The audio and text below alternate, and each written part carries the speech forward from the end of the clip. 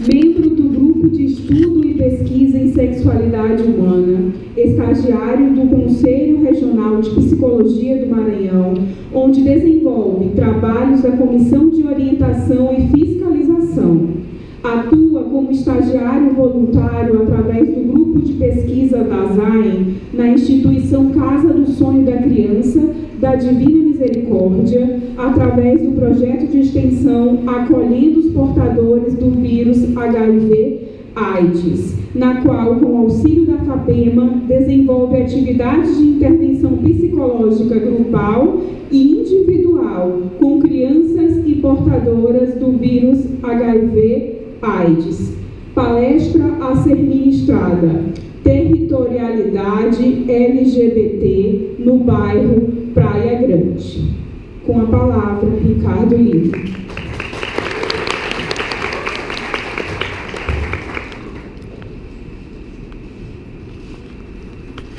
Boa tarde. Como já foi deixado claro pela Camila, eu sou o Ricardo, eu sou docente do curso de Psicologia daqui da Universidade de Sião. E esse trabalho que eu vou apresentar agora, ele faz parte de um projeto de iniciação científica que tem um percurso de 2 anos, que ele foi criado no final de 2016 e vai até janeiro de 2019. A gente acabou de encerrar a primeira etapa do trabalho, que faz referência ao ano de 2017, da revisão de literatura, que é um ponto-alvo que a gente vai trabalhar aqui. Os orientadores desse trabalho é a professora mestre Melina Serra e o co-orientador Roberto Guimarães.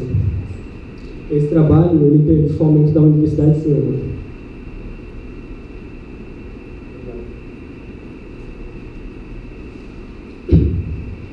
O título desse trabalho é Territorialidade LGBT no bairro da Praia Grande.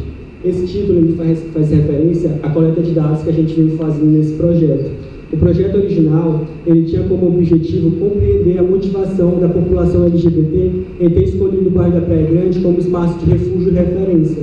Então, esse projeto ele se insere no campo da psicologia ambiental e busca compreender os diversos fatores que influenciaram no processo de transformação e ressignificação do bairro da Praia Grande, que foi tido entre diversos significados ao longo da história e que se tornou um grande centro comercial e político da história da cidade de São Luís, e agora ele tendeu a se tornar um espaço alternativo, refúgio de minorias, em especial no território LGBT. Eu trouxe aqui os objetivos do projeto original. O primeiro objetivo é contextualizar historicamente os diversos significados do bairro da Praia Grande. Então, quando a gente se reunia para pensar como que eu vou trabalhar os diversos significados da história da Praia Grande, porque a gente não encontrava material que desse assim para a gente isso, tipo, ó, Praia Grande, século XVI, século XVII, século XVIII foi esse significado.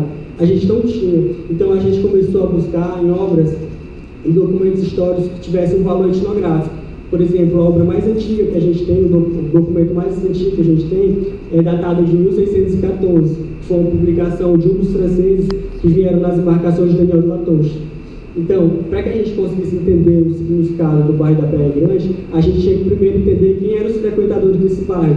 Que a partir dos frequentadores, a gente pudesse entender que relação social, que função social o bairro estabelecia para esses frequentadores. Em um segundo momento, a gente buscou identificar os fatores que contribuíam para a transformação do bairro Praia Grande, antes tido como espaço de controle burguês e atualmente entendido como espaço de referência da população LGBT. A gente partiu do pressuposto que o bairro da Praia Grande era um espaço burguês.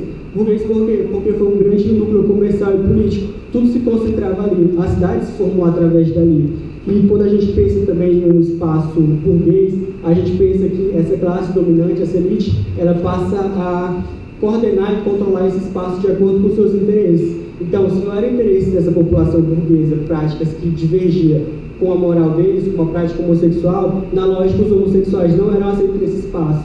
E esse espaço se ressignificou, se tornando agora um espaço alternativo. Esses dois primeiros pontos, eles fazem referência ao levantamento bibliográfico, e esse terceiro tópico faz referência à pesquisa de campo, que tem como motivo levantar a motivação da população LGBT para a escolha do bairro da Praia Grande como espaço de referência e identificação. Então, aqui a gente já entra na pesquisa de campo, onde a gente buscou um número X de LGBT para entender que motivação conduziram eles a se expressarem naquele bairro. a metodologia geral do projeto original é essa. Essa pesquisa ela é uma pesquisa qualitativa com caráter exploratório e descritivo. Os sujeitos da pesquisa são um público total de 20 participantes. Desses 20, a gente dividiu eles em 2 grupos. Seria o primeiro grupo composto por 10 pessoas, que seriam proprietários, administradores de estabelecimento no bairro Praia Grande, estabelecimentos que tivessem uma certa frequência da população LGBT, e o outro público seria o LGBT. O que a gente quer com isso? Com esses proprietários administradores, a gente queria entender como que foi a visão deles de transformação do bairro da Praia Grande. Então a gente buscou gente, por exemplo, que tinha uma experiência com o bairro de 20 anos, e eles passariam a descrever como que era a visão deles no decorrer desses 20 anos e como que eles começaram a observar o público LGBT se expressarem de forma gradualmente até chegar no momento atual. Já os LGBTs, a gente entende que, se a gente vai falar sobre o território LGBT, a gente não vai chegar nos administradores para perguntar por que um território LGBT. Logicamente, isso tem que ser respondido pelos próprios LGBTs. Então, os proprietários, eles veem como uma forma de confirmar ou negar os dados que os LGBTs estão trazendo. Então, a partir daí, a gente quer entender, pelos LGBTs, que papel eles estabelecem com o bairro e que motivação eles têm para frequentar aquele espaço.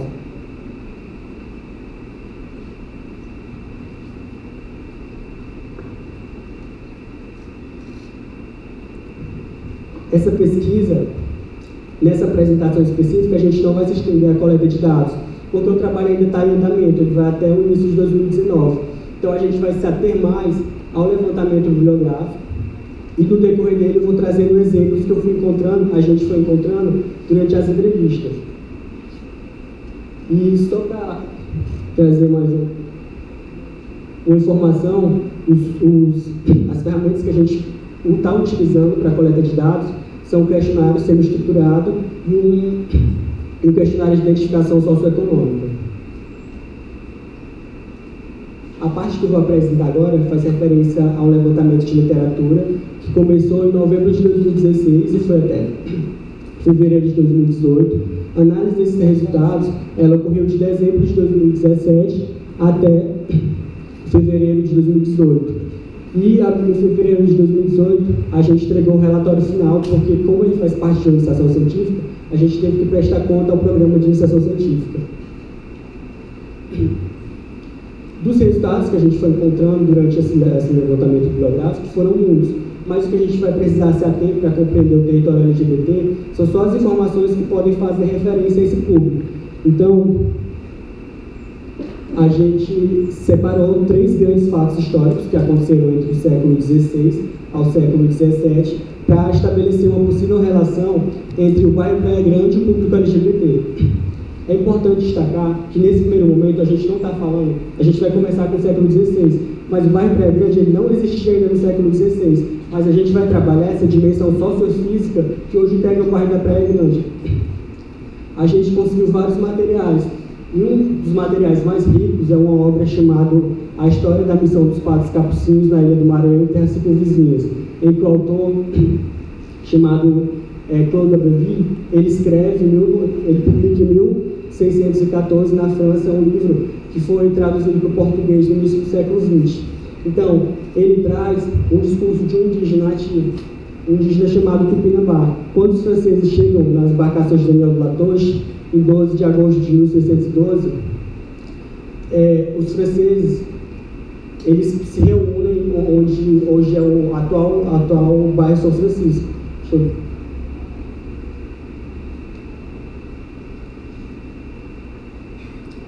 Quando eles vieram, eles se reuniram onde eles chamaram de Porto do Javiré. O Porto do Javiré ele ficava nessas dimensões do bairro de São Francisco. Nesse local, eles encontraram um indígena chamado Japiaçu. Japiaçu era considerado o grande Morubixaba, ou o grande indígena que era mais influente de todas as tribos aqui do Maranhão. E Japiaçu ele conta uma história muito interessante. Ele fala que a motivação dos Tupinambás para virem parar aqui no Maranhão era por causa da ameaça dos Perós, que era a forma como eles chamavam os portugueses. Ele dizia que os Perós ameaçavam eles, humilhavam eles, os escravizaram, proibiram eles de usar os cabelos longos, proibiram eles de usar argolas na boca e acabaram humilhando e escravizando esse povo. Então esse povo, para fugir do sul do Brasil, veio parar no norte. Ele chega a um determinado momento a dizer que, se por algum acaso eles vissem alguns portugueses pela costa maranhense, eles se empenhariam pela mata dentro para nunca mais ver esse povo maldito, parafraseando ele.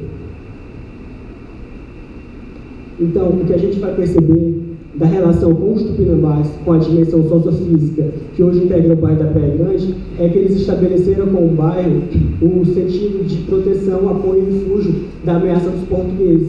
Então, o que eles buscaram nessa dimensão foi esse refúgio. Um outro fator faz referência aos franceses que vieram aqui em 1612. Em 1612, os franceses estavam vindo pela terceira vez ao Maranhão. A primeira vez ocorreu em 1594, quando um francês, um corsário, acabou atracando aqui no Maranhão. E depois dele, Daniel de la Touche veio uma primeira vez e veio uma terceira vez. Na terceira vez que ele veio, eles tentam estabelecer aqui a França Equinocial. Quando eles fazem isso, o primeiro ponto de desembarque deles é aqui no Porto do Javiré. Nesse ponto aqui, foi no primeiro momento o local onde se concentraram os 500 franceses que vieram nas embarcações dele e os nativos tupinambás. Só que o que é interessante desse primeiro dia, desse dia 12 de agosto de 1612, é que os franceses olharam no bairro Praia Grande um grande potencial, tanto que os principais personagens que narram a história da fundação francesa, eles escolheram, ao invés do Porto do Javiré, desse lugar onde todos se concentravam no primeiro momento, o bairro da Praia Grande para dormir. Então, os 4 franceses, que eram da Ordem dos Padres, da Ordem dos Capuchinhos, e também o general Razili, que foi uma das 3 pessoas que patrocinaram a vinda de Daniel de la Touche, eles ficaram, no primeiro dia, dormindo naquele bairro da Praia Grande. E eles escolheram esse lugar para a construção do forte que os protegeriam. E daí começou a se erguer as primeiras casas, estabelecimentos, que era para tirar as mercadorias dos navios. O que se percebe dos franceses do bairro Praia Grande é que eles estabeleceram o mesmo sentido dos tupinambás.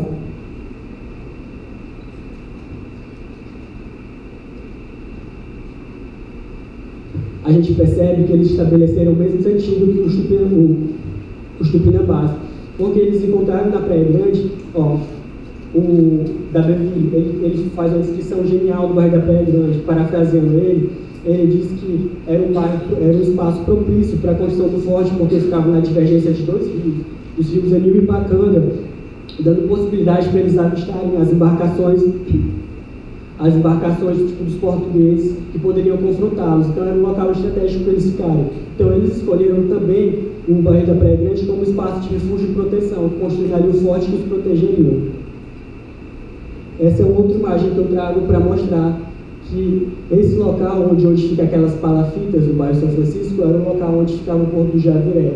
E eles vieram desse local aqui para o bairro da Praia Grande. O terceiro grande ponto que a gente entende que é o grande alvo, o marco do nosso trabalho, é a morte de um indígena que aconteceu em 1613. Aconteceu que, quando ele chegou, os franceses chegaram aqui, os comportamentos que eles observaram dos nativos eram comportamentos que fugiam da norma francesa. Eles estavam pelados, a prática homossexual não era uma prática reprimida, então a prática homossexual entre os nativos ela acontecia. Ela não recebia a mesma restrição que se recebe hoje, ou que se recebia na normatização francesa da época. Então os franceses passaram a ressignificar a sexualidade aqui no Maranhão.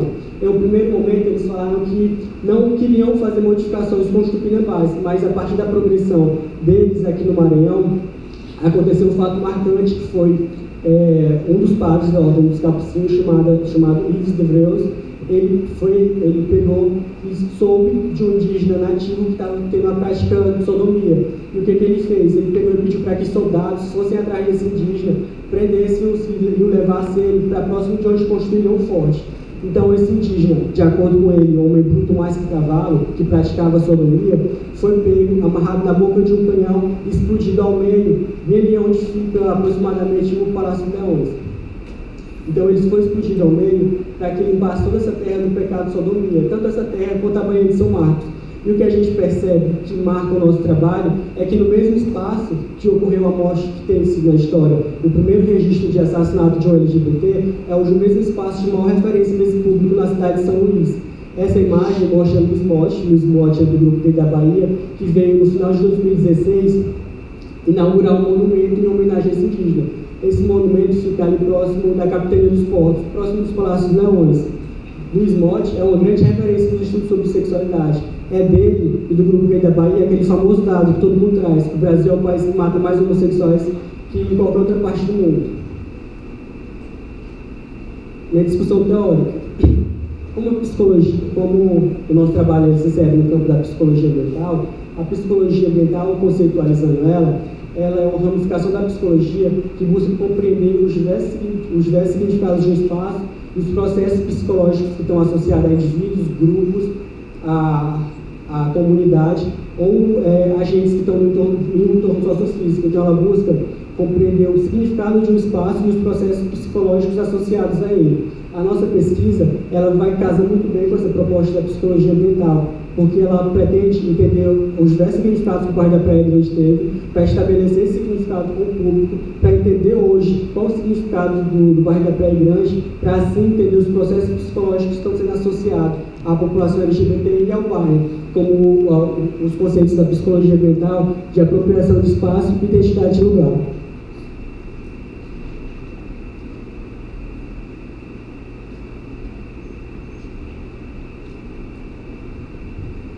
Na perspectiva de Acaro Gonçalves 2012 e de Alencar 2017, a apropriação de lugar é um sentimento que o indivíduo, grupo ou comunidade tem de se apropriar-se de um espaço, de gestioná-lo, de administrá-lo, de acordo com seus interesses de identificação. E a identidade de lugar é quando se apropria-se de um espaço e emerge por cima de um espaço vários valores, significados, lembranças ao espaço. Então, pensar-se em um espaço, pensar na identificação de um espaço é pensar nas memórias que estão entrelaçadas nesse espaço, aos afetos, às emoções. Isso é identidade de lugar.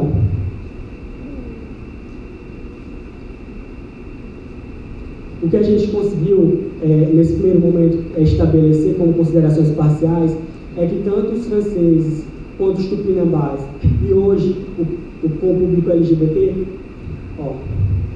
tanto os franceses quanto os tupinambás, eles estabeleceram com o bairro da Praia Grande o significado de que o bairro serviria como espaço de proteção e refúgio, que protegeriam eles de outras ameaças. Os franceses estavam se sentindo protegidos por causa do forte, do bairro da Praia Grande, da possível invasão dos portugueses.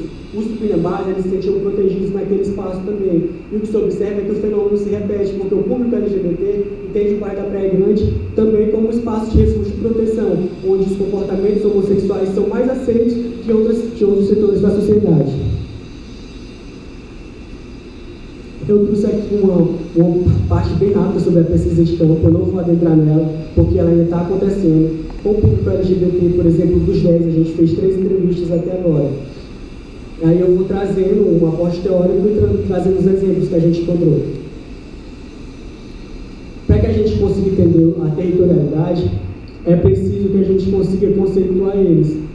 Tem um método, ele fala que houve uma grande confusão desde os anos 2000 para se falar sobre territorialidade, porque territorialidade, dependendo da área, como a geografia cultural, psicologia ambiental, cada um encara o território de um modo diferente. Então, para que a gente consiga entender o processo de territorialidade, é preciso que a gente entenda o que é um espaço, um lugar e um território. Ele fala, conceituando que o espaço é uma dimensão sociofísica, onde ocorre uma ação que aloca objetos formando espaço. Ou seja, a gente tem uma dimensão sociofísica. Nessa dimensão são alocados objetos por cima dele que criam um espaço. Ele fala que os agentes formadores desse espaço são agentes econômicos.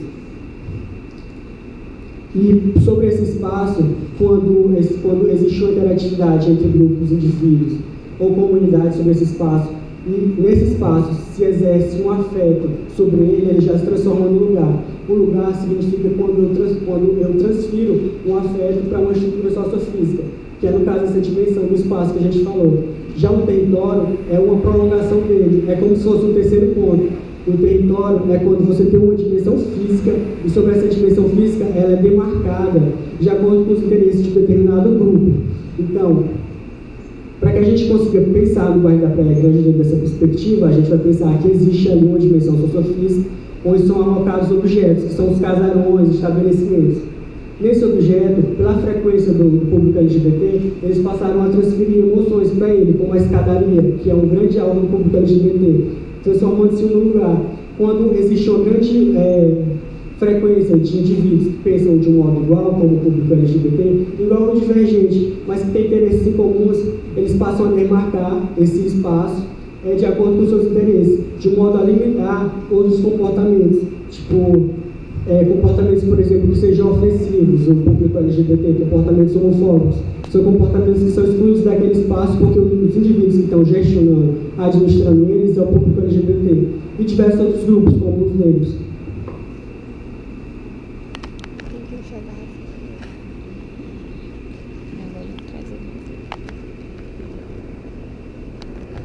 Então, para fechar a ideia de territorialidade, eu vou fazer uma leitura das ideias que o Neto traz, numa obra dele. Ele fala que a territorialidade é uma projeção social sobre o espaço em que é demarcado diferenças sobre o espaço em relação aos outros atores, construindo assim fronteiras, negociando e impondo sua presença e visibilidade. Territorialidade é quando se usa o espaço como recurso de afirmação social, política e de expressão. Então, eu demarco em um determinado espaço macro maior, um determinado espaço onde um determinado grupo coloca seus interesses ali e delimita fronteiras sobre o que eu não aceito nesse espaço. 10 minutos. Sério? Eu achei que já tinha passado disso. E nas considerações parciais, que são as finais da etapa da pesquisa de campo que a gente está trazendo, a gente trouxe uma perspectiva da territorialidade à construção da autoimagem e autoestima da pessoa LGBT.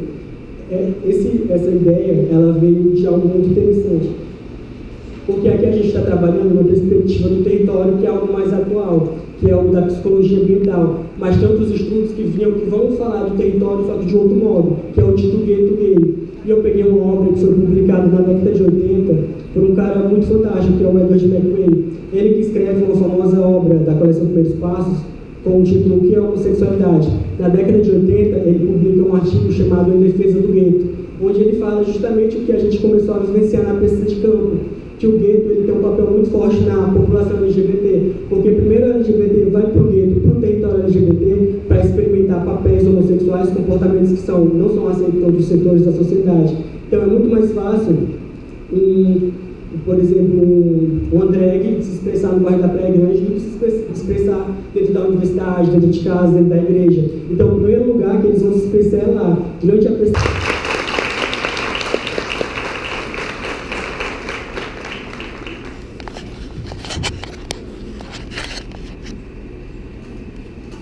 Perguntas?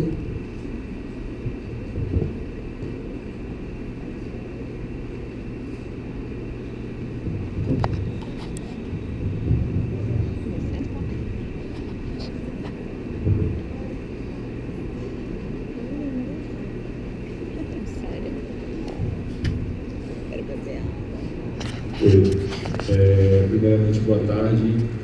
Quero te parabenizar pelo trabalho excelente. E quero dizer que hoje esse público, não só o LGBT, mas como qualquer minoria, necessita da atenção da ciência. Outra coisa que eu queria te perguntar, você falou de proprietários. Eu não sei se são de espaços voltados para o público LGBT, mas eu dei até uma olhada nesse tema, até por conhecer algumas pessoas da área, que tem espaços voltados para o público LGBT na Praia Grande que antecedem esse movimento cultural LGBT lá da Praia Grande. O que eu queria te perguntar era se tem alguma parte do teu trabalho voltado para essa área, se as pessoas vão lá, começaram a ir lá por conta desses estabelecimentos voltados, ou se foi ao contrário, se eu estou enganado, e o estabelecimento foi para lá por causa do agrupamento LGBT. Bem, a pesquisa dá sim esse aposto para a gente falar sobre essa... Para eu poder te responder essa pergunta. Quando a gente fala sobre... porque 10 da população dos 20 que fariam parte do trabalho eram proprietários e administradores. Desse, o primeiro local que a gente teve de vínculo foi com o Cidade Velha Pub, depois a gente teve com a Boate Observatório, a gente teve com a Sauna Gol 63, que é um espaço que fica ali no entorno da Praia Grande, que é uma sauna gay. A gente tem com o Centro de Criatividade de Costa Filho, a gente tem com a Residência Paulo Açurrão Pipa. São vários espaços que estão ali naquele entorno que estão fazendo parte desse projeto. Tu me perguntou se esses espaços contribuíam para a ideia do LGBT. Foi isso, né? Essa era a nossa suposição inicial. A gente acreditava que os LGBTs tinham surgido ali, quando, na verdade, os espaços contribuíram muito, mas os LGBTs já estavam ali. O que diferenciou nos últimos 20 anos passados para cá, para o LGBT ser visto, ter visibilidade naquele espaço, foram os vários acontecimentos que foram ocorrendo no Brasil. Por exemplo, antes de vir para cá, eu estava lendo um artigo desse cara, o Edward McQueen. Ele fala que durante o final do regime militar, o Brasil, aconteceu no Brasil uma abertura política. E essa abertura política fez com que várias pessoas que estavam sendo extraditadas, como Caetano Veloso, voltassem da Europa e trouxessem coisas novas para serem discutidas no Brasil. Então, esse barulho está incomodando.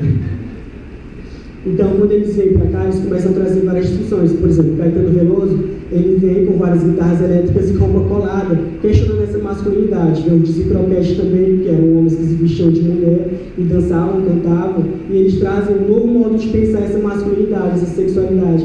E a partir daí, se falar em sexualidade no Brasil, em homossexualidade, se tornou mais aberto. Não é que mudou, é que se deu abertura para falar. Por exemplo, surgiu jornais específicos como o Jornal Lampião, na década de 80. Então, isso fez com que houvesse na Praia Grande, relacionando agora, o LGBT já estava na Praia Grande. A diferença é que antes eles não poderiam se expressar. Quando ocorre essa abertura no Brasil como um todo, eles começam a se expressar aos poucos. O que um proprietário falou foi muito interessante. Ele disse que antes o LGBT tinha que se esconder. Ele saía do carro para dentro do espaço gay e tinha que ir correndo. Ele nem poderia falar para ninguém. Depois de um tempo, quando isso começou a ser discutido, ele já não tinha vergonha. Ele ia para lá. E quanto aos estabelecimentos, a gente começou a fazer um mapeamento dos últimos 40 anos de locais que o público LGBT teve uma frequência, como a Boate Pedrita ou na Praia Grande. Antes a gente acreditava que o espaço mais antigo do público LGBT é a Boate Observatório, mas com a entrevista com os próprios proprietários, a gente entendeu que não, que era a prensa. Já tinha outros que falavam que não era, que eram outros estabelecimentos, como o Casarão, ou vários outros espaços, como a Metalúrgica.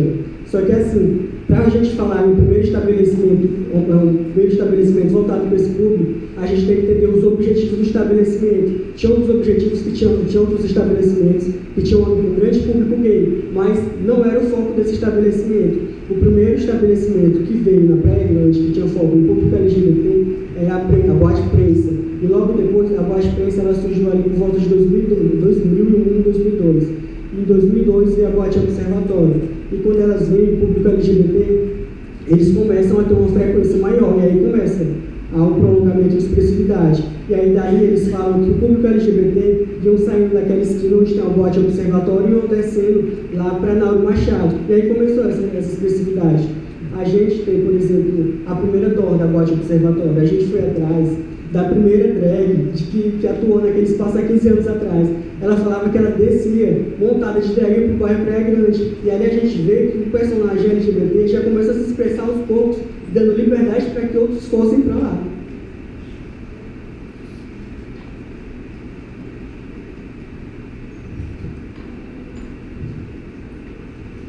Mais alguma pergunta?